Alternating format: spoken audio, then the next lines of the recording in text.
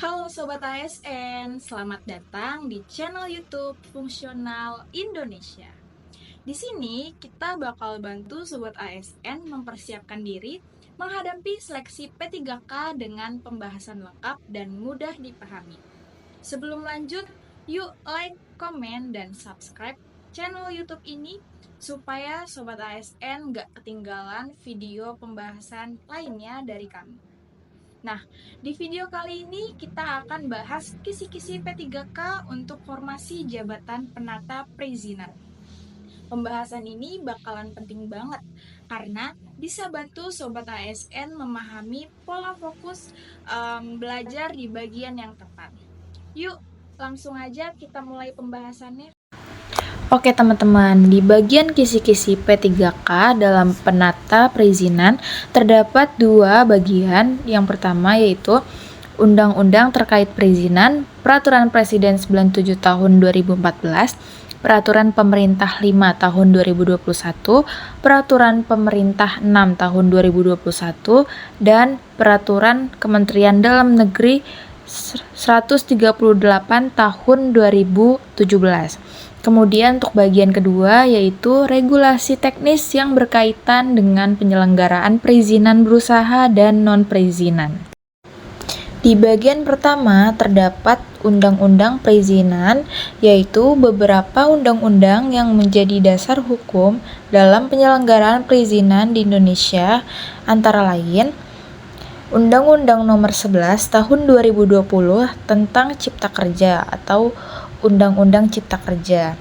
Undang-undang ini menjadi landasan reformasi besar dalam hal perizinan berusaha di Indonesia dengan tujuan menciptakan iklim investasi yang lebih kondusif. Kemudian, Undang-Undang Nomor 23 Tahun 2014 tentang pemerintahan daerah yang mengatur pembagian urusan pemerintah antara pemerintah pusat dan daerah termasuk dalam hal kewenangan pemberian izin. Di bagian kedua yaitu Peraturan Presiden Nomor 97 Tahun 2014 tentang penyelenggaraan pelayanan terpadu satu pintu atau PTSP. Peraturan Presiden ini merupakan regulasi penting dalam membangun sistem pelayanan perizinan yang terpadu, cepat, dan efisien di daerah.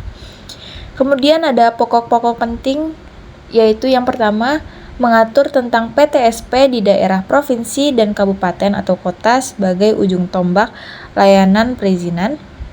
Kemudian yang kedua, pemerintah daerah wajib membentuk dinas penanaman modal dan pelayanan terpadu satu pintu.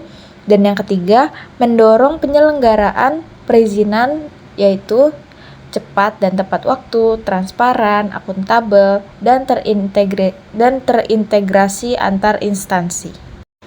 Di bagian ketiga yaitu Peraturan Pemerintah Nomor 5 Tahun 2021 tentang penyelenggaraan perizinan berusaha berbasis resiko yang merupakan aturan turunan dari Undang-Undang Cipta Kerja yang secara teknis mengatur mekanisme perizinan berbasis resiko yang terdapat pokok-pokok penting yaitu klasifikasi kegiatan usaha berdasarkan tingkat resiko, rendah, menengah tinggi, dan tinggi.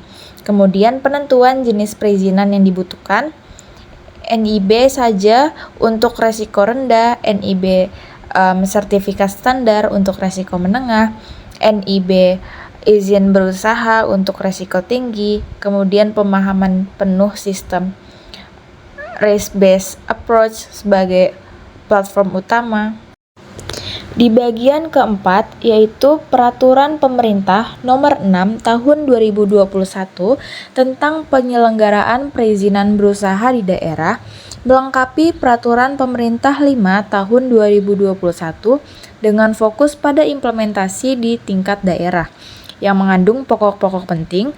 Yang pertama, mengatur peran dan kewenangan pemerintah daerah dalam penyelenggaraan perizinan berbasis resiko.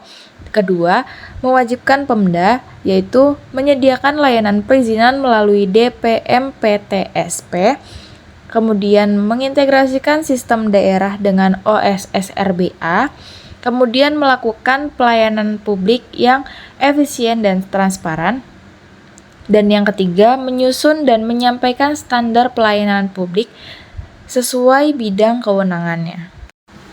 Di bagian kelima yaitu Permendagri nomor 138 tahun 2017 tentang penyelenggaraan pelayanan terpadu satu pintu daerah merupakan panduan teknis dari Kementerian Dalam Negeri kepada pemerintah daerah dalam menjalankan PTSP yang mengandung pokok-pokok penting. Yang pertama, mengatur tata cara, mekanisme, dan sistem organisasi PTSP di daerah. Yang kedua, menetapkan bahwa DPMPTSP sebagai OPD yang menyelenggarakan seluruh urusan perizinan dan non-perizinan.